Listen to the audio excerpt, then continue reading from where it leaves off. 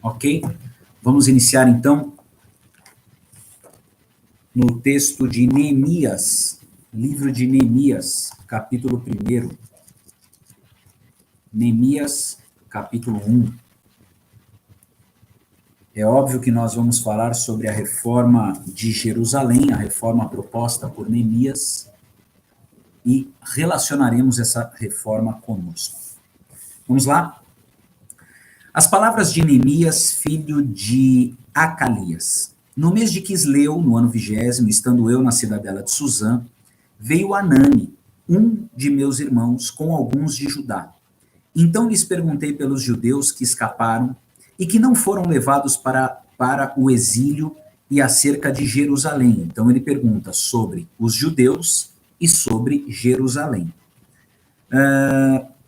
Disseram-me, os restantes que não foram levados para o exílio e se acham lá na província, estão em grande miséria e desprezo. Os muros de Jerusalém estão derribados e as suas portas queimadas. Tendo ouvido estas palavras, assentei-me e chorei e lamentei por alguns dias e estive jejuando e orando perante o Deus dos céus. Até aqui. Bom, a introdução dessa série chamada A Reforma, ela está exatamente nesse texto que nós lemos e fala sobre o que motivou Neemias a buscar a reforma de Jerusalém. Para que você possa entender. Jerusalém, ela era uma cidade fortificada, tinha os seus muros, tinha as suas 12 portas, só que era uma cidade que, infelizmente, constantemente passava por dificuldades, por assolações. Povos vizinhos vinham e invadiam Jerusalém. Povos vizinhos vinham e cercavam Jerusalém. E dessa vez, Jerusalém foi não só cercada, mas foi destruída, foi arruinada. Estava com as suas portas queimadas, os seus muros derribados. E a situação, óbvio, era muito complicada, porque sem muros e sem portas você não tem proteção, sem muros e sem portas você não tem limites sobre o comércio, sem muros e sem portas você não sabe quem entra, quem sai, vira um verdadeiro caos. E Neemias era morador de Jerusalém, foi levado como escravo do rei Artaxerxes, e Neemias tinha pelo menos uma ideia de que Jerusalém não ia nada bem. Por que eu digo que ele tinha pelo menos uma ideia? Porque ele era escravo e o seu povo estava escravizado. Os principais do povo, os mais nobres do povo, já tinham sido escravizados. Então Neemias tinha uma ideia de que Jerusalém não ia nada bem, de que os judeus não iam nada bem, e ele estava na cidadela de Suzã trabalhando em prol do rei, trabalhando como um escravo. Só que depois de um período, um dos seus irmãos, chamado Anani, vem até a cidadela de Suzã, e Neemias então aproveita para perguntar para ele. Fala, irmão, como é que estão as coisas? Tudo bem? E ele diz, olha, não estão nada bem. Não estão nada bem. A nossa cidade está queimada, as portas estão queimadas, os muros derribados, o povo que está lá está em miséria, está em opróbrio, a coisa está feia, Neemias. Qual foi a reação de Neemias? Neemias assentou, chorou, lamentou, jejuou, orou. E depois de tudo isso, que não foi a parte que nós lemos, mas vamos falar ao longo dos dias, Neemias se levantou para que propusesse essa reforma aos moradores de Jerusalém. Mas eu fiquei me perguntando isso desde, acredito que ontem. Por que Neemias antes não tinha se mexido e agora estava mobilizado à reforma? Por que Neemias antes trabalhava como um escravo, meio que sem ligar para o que tinha acontecido em Jerusalém, e agora Neemias tinha despertado que era necessário que alguma coisa fosse feita, porque afinal a cidade estava arrebentada e porque os judeus estavam mal? Se nós relacionarmos Jerusalém com o ser humano, nós vamos entender exatamente o que passa no coração de Neemias. O ser humano depois do Éden é caído. O ser humano depois do Éden é gerado em pecado. E, infelizmente, nós enfrentamos essa luta contra o pecado até o dia do nosso falecimento. Então, nós somos espiritualmente, desde o nosso nascimento, destruídos pelo pecado.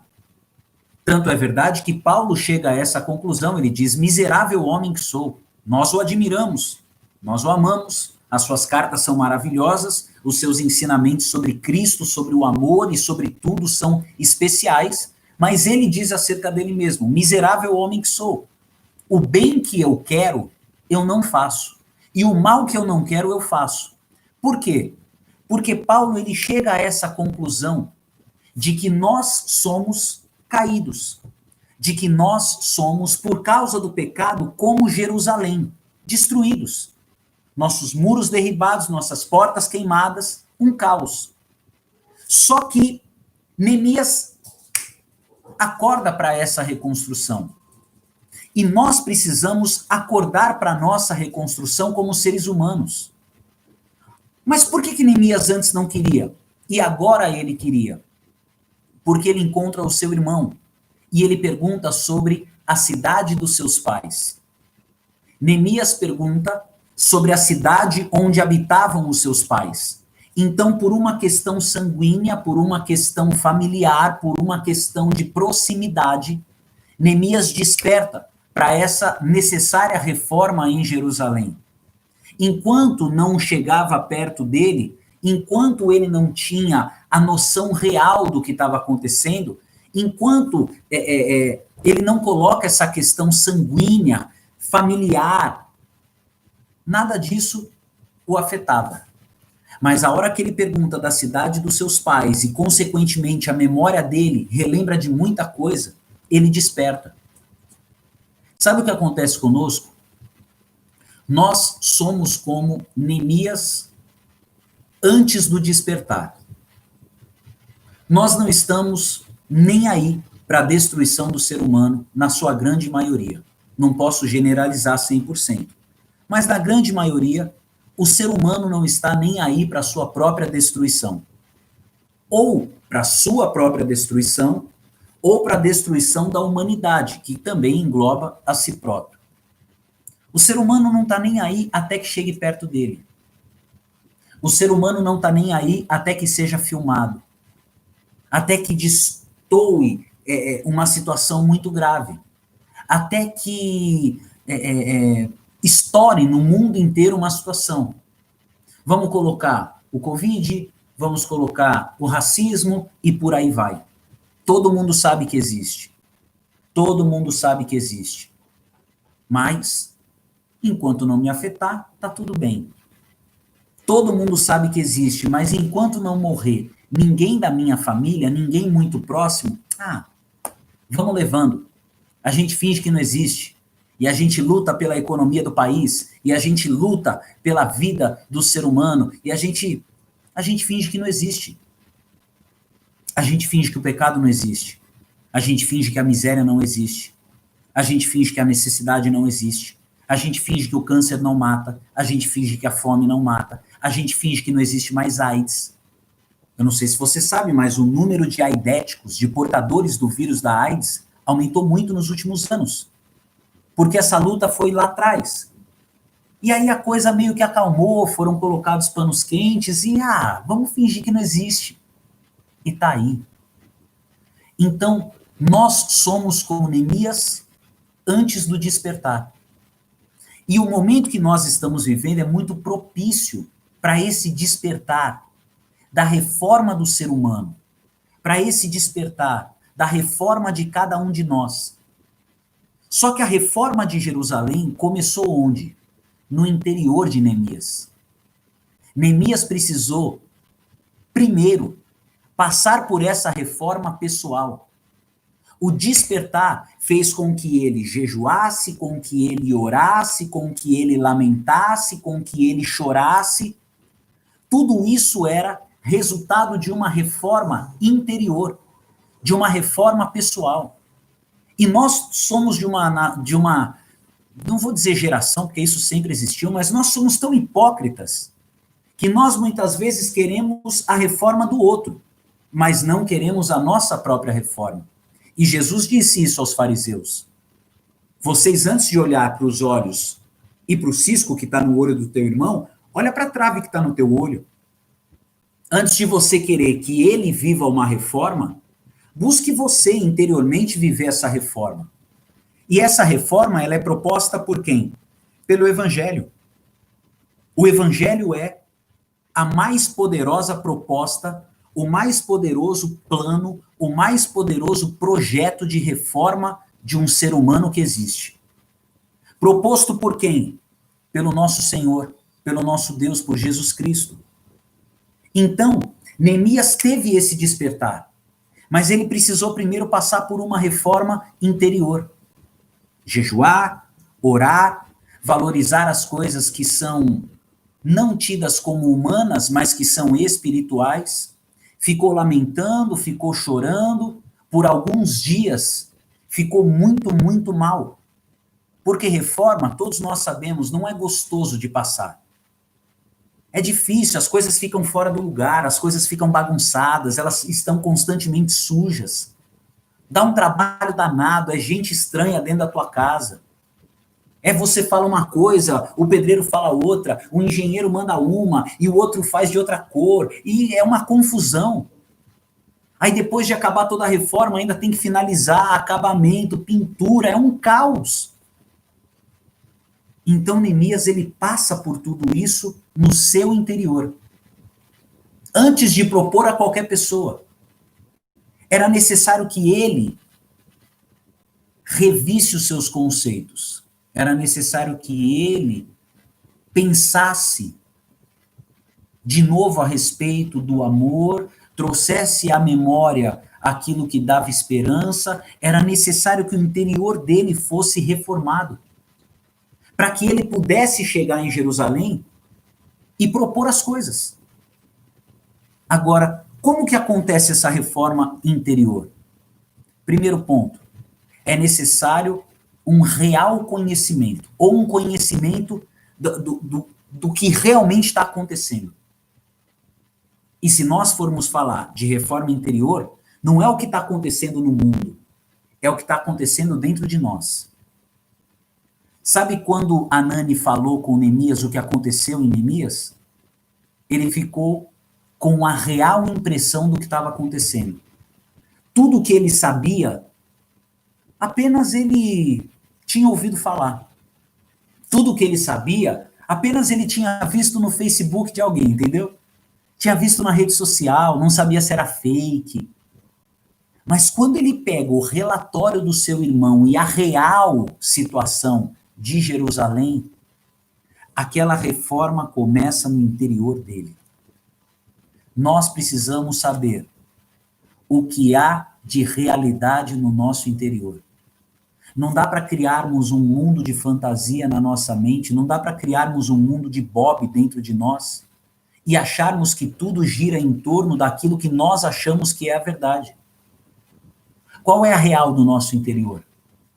Qual é a real que está dentro de você? Quais são os reais pensamentos que você tem? O real sentimento que você carrega? Quando você conhece essa realidade, você começa essa reforma interior. O segundo ponto para que nós alcancemos essa reforma interior é nós voltarmos a praticar aquilo que espiritualmente tem valor. Antes disso, Neemias não fala que era um homem que jejuava muito, que orava, que ficava às vezes entristecido por saber o que estava acontecendo. Não. Só que quando ele recebe a notícia, ele vai fazer tudo isso. Ele vai fazer tudo isso. Ele vai orar, ele vai jejuar, ele vai lamentar, ele vai fazer o que espiritualmente ele podia. E muitas vezes é o que nós deixamos por último. Fazemos tudo o que podemos humanamente fazer e espiritualmente deixamos lá para o final. Péssimo. Quando a coisa está feia, que a perseguição já é grande, depois de quebrar o pau no Facebook, na rede social com todo mundo, aí a pessoa vai lá e escreve. O negócio é orar. Em oração pela nação, em oração pelo país. Era para ter feito isso, ó, há muito tempo. Era para ter feito isso antes de fazer todas as outras coisas que fez. Temos que voltar a praticar o que é espiritual. Desculpa a latida da cachorra. E o terceiro ponto. Sabe quando nós vivemos essa reconstrução interior? Quando a nossa ficha cai. Quando a nossa ficha pessoal cai. Quando a gente vence a religiosidade. Quando cai a ficha de que, puxa, nós somos escravos. Neemias era escravo. Caiu a fichinha dele para que ele vencesse a acomodação pessoal dele. Até então estava tudo muito bem. Estava tudo muito certo. Eu como a comida do rei, eu bebo a bebida do rei, eu corro risco de morte todos os dias, porque se alguém tentar envenenar o rei, vai me envenenar primeiro. Mas até aí, eu sou um escravo numa posição de honra. Eu sou um escravo numa posição de destaque, mas não deixa de ser escravo. E a ficha dele caiu. Precisava quebrar a acomodação.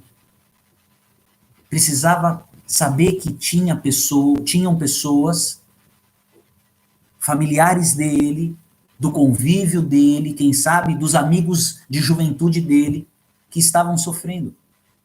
Vizinhos dele. Entende o que eu estou falando? Caiu a ficha.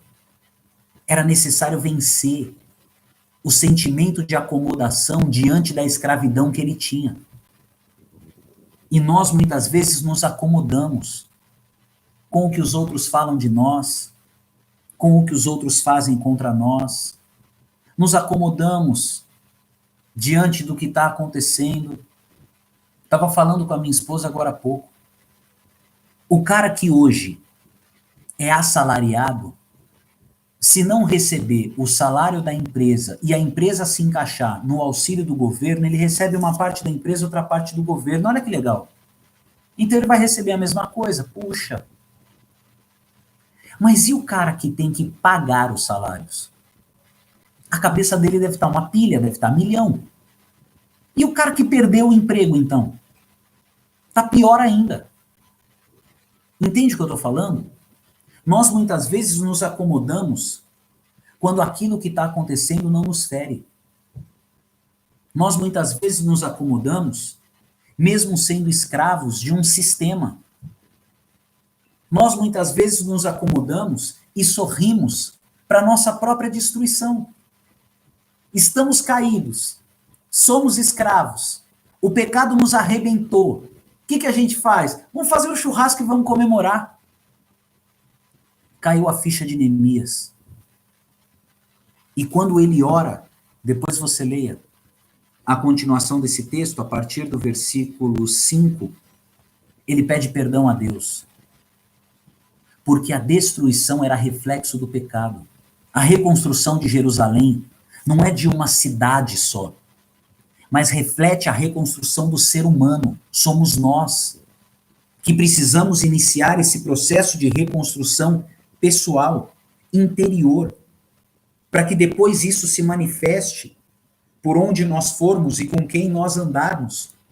Mas se antes não acontecer dentro de mim e se antes não acontecer dentro de você, a reforma proposta pelo Evangelho, por aquilo que o Evangelho pode nos dar, e não por aquilo que o Evangelho pode fazer conosco.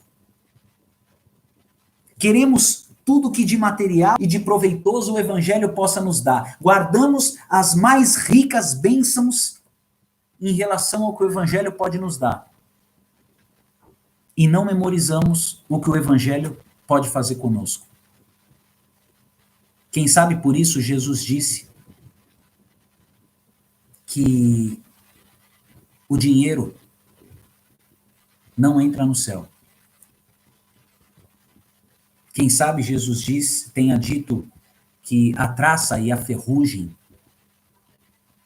corroem as coisas materiais exatamente para esse nosso despertar. O que eu preciso do Evangelho? O que ele pode fazer dentro de mim? O que eu preciso do Evangelho? A reforma proposta por Jesus Cristo. A reforma que ele ensina com as suas palavras, com as suas atitudes. A reforma que ele ensina quando ele propõe a fariseus uma verdadeira transformação. A reforma que ele ensina quando ele olha para uma pessoa e diz: não peques mais, perdoados estão os teus pecados, a tua fé te salvou, a tua fé te curou. A reforma que o Evangelho proporciona. A partir de hoje nós vamos falar sobre isso. Amanhã nós já vamos para o tempo em que Neemias chega em Jerusalém. O que aconteceu em Jerusalém? E aí nós vamos caminhando até encerrar essa reforma e vivermos pessoalmente essa reforma.